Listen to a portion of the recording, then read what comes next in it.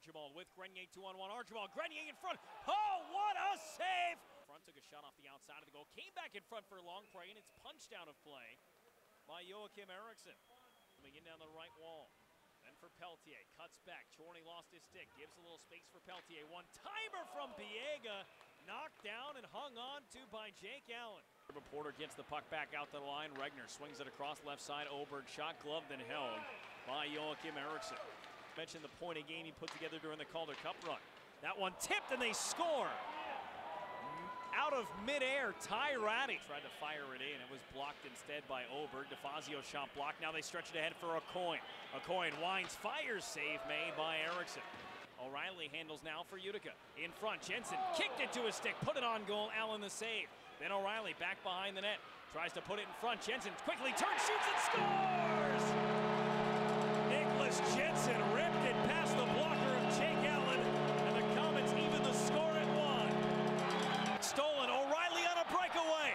O'Reilly's in, backhand, save Jake Allen.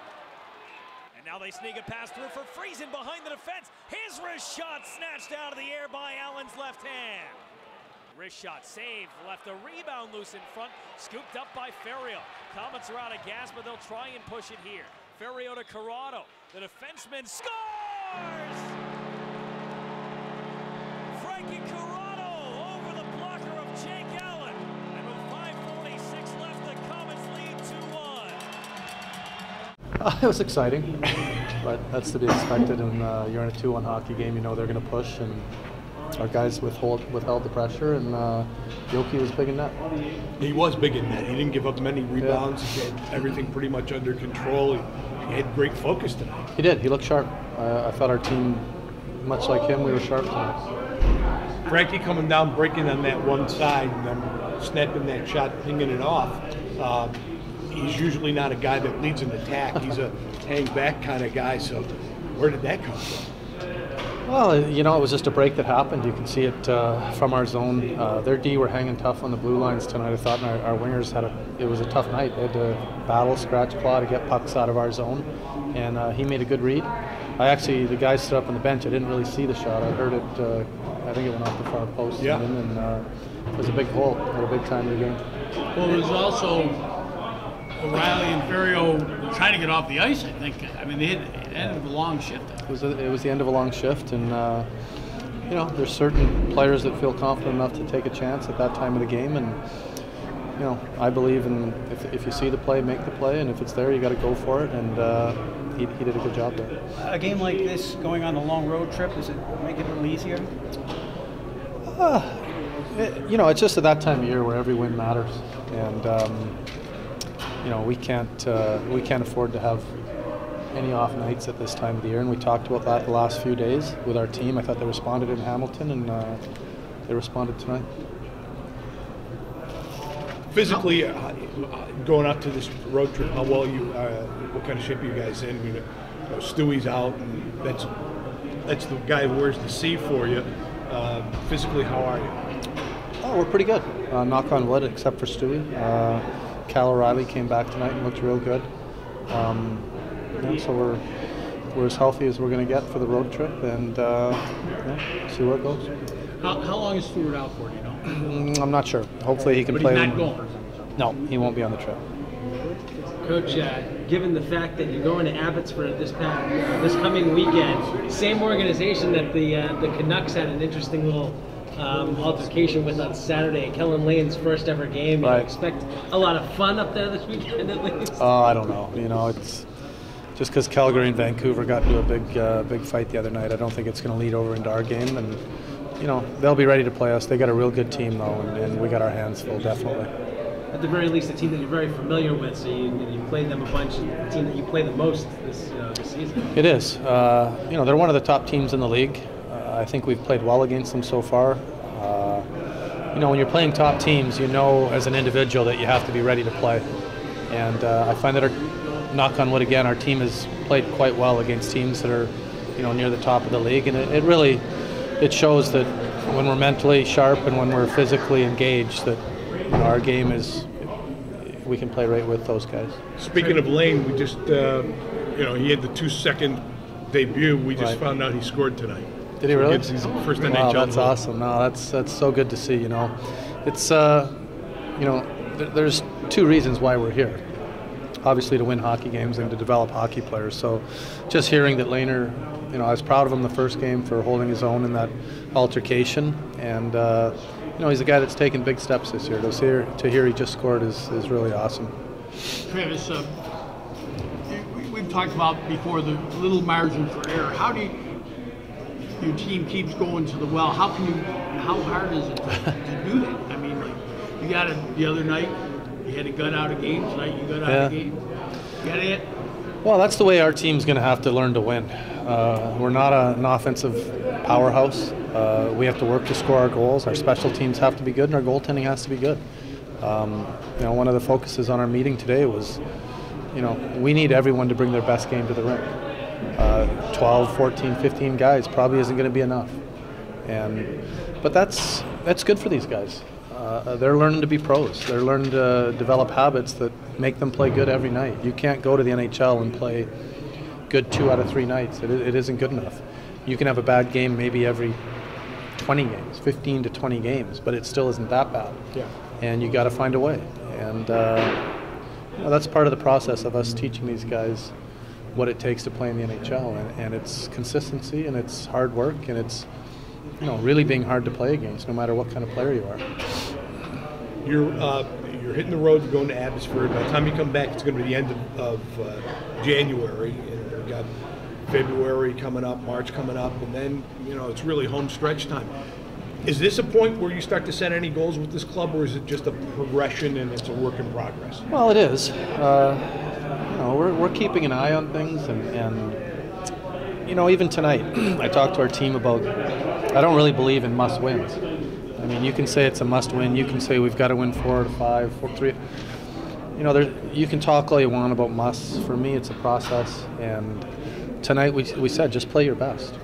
If you play your best nightly, you're going to get the results you need most nights. And would I like to say, hey, we want to win 8 of our next 10? Well, no, I'm not going to say that. We're going to hopefully play our best in the next 10 games and scratch and claw our way back into things. And then you start to build a culture of how you have to play, and then good things happen from there. And when you travel up to Abbotsford, do you, because of the time zone difference and the flights and the bus and all, do you alter your preparation for the game at all? No. We'll go in a day earlier, though, than we normally would. We'll go in tomorrow, get there by 1 o'clock. They'll have a day of downtime and then practice on Thursday, and they get acclimated pretty easily after having that extra day of travel. Okay, guys. The guy that usually leads the rush. You're usually the guy that's hanging back at that blue line. What happened on that one?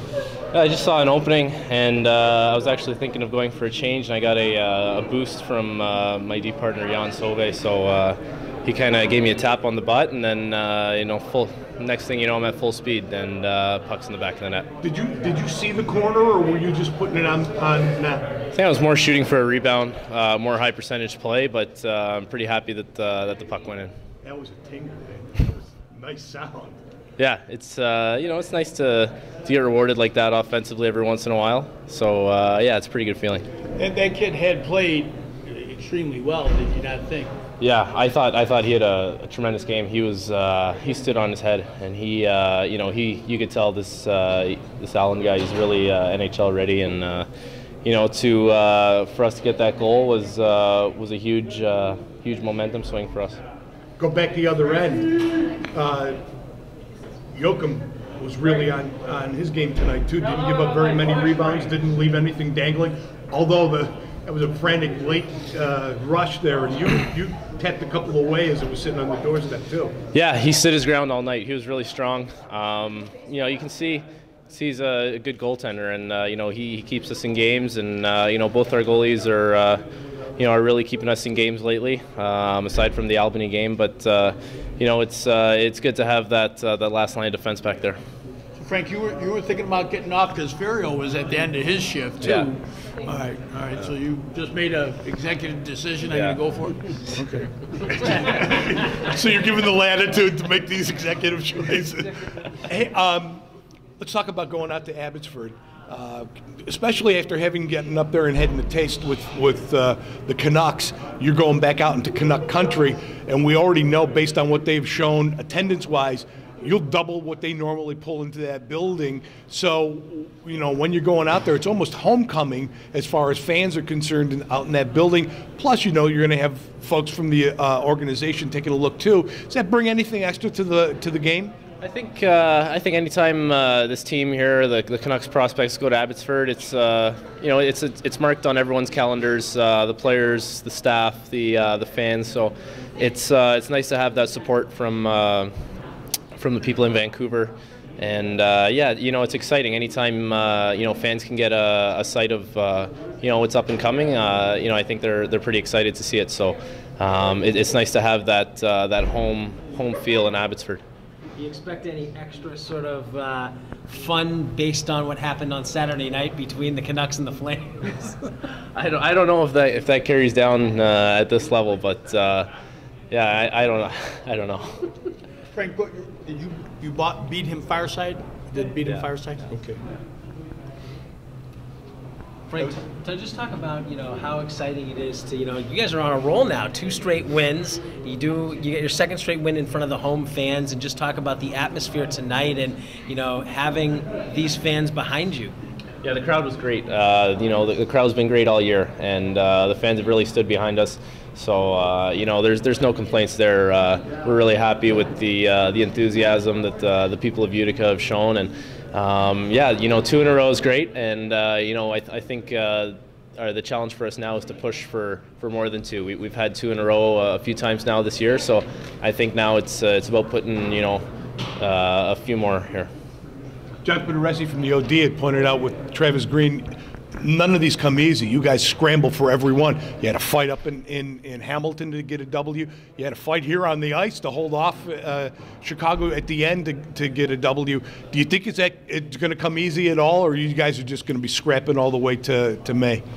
I don't think any wins come easy in this league. Being around it now and being in the NHL for a little bit, wins don't come easy. Teams don't really hand you wins, and you know, it's our responsibility as players to really dig deep and you know, put in the work every night.